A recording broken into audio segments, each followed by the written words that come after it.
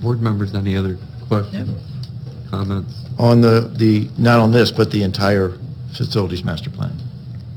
I have one more, but I'll let anybody else go before. Anybody else have anything? It's the big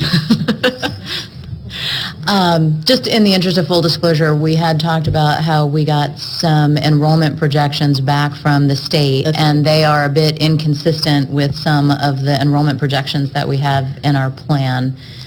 I just wanted to make the comment that I think it's consistent that what we saw come back from the state, we're very close in the 5-year projections. Mm-hmm. And so I think that that really is validation of the decision that we made with the risk committee to say, look, for making decisions, we only want to look 5 years out in the projections, but we just want to keep an eye on 10-year for trend purposes and part of the EFMP.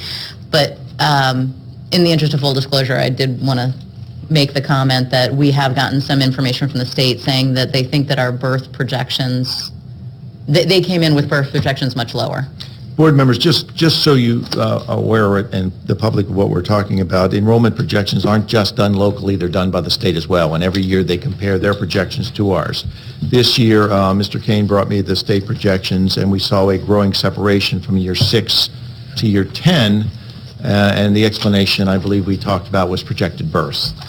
They don't see the rebound that we're projecting, and so we don't need to do anything. These are years 6 through 10. We don't use it for planning. It's just, and we do enrollment projections every year. So, but there is a difference. And just so the board's aware, I was at a facility planners meeting, a state planners meeting last week, and I met the gentleman was there who did the projections. We had a conversation, and they're going to go back and revise.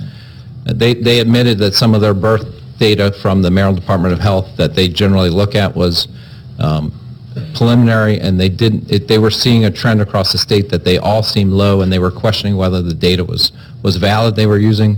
They were going to go back and take a look at their births. Mm-hmm. So it's a conversation, again, that, just like with the county budget office, I'm continually talking to these other agencies that I work with to make sure we're all on the same page, and it is something we do every year.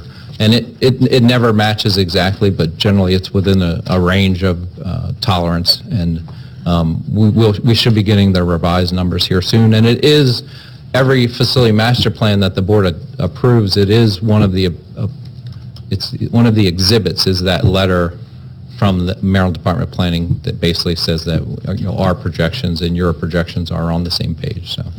And just to put a number on it, we saw a growing, after year 6, growing to about a 9.5% difference between year 10 was 9.57% difference, which is about 2,200 students difference. They were lower than us. Right. I'm pleased to hear that they may be revising.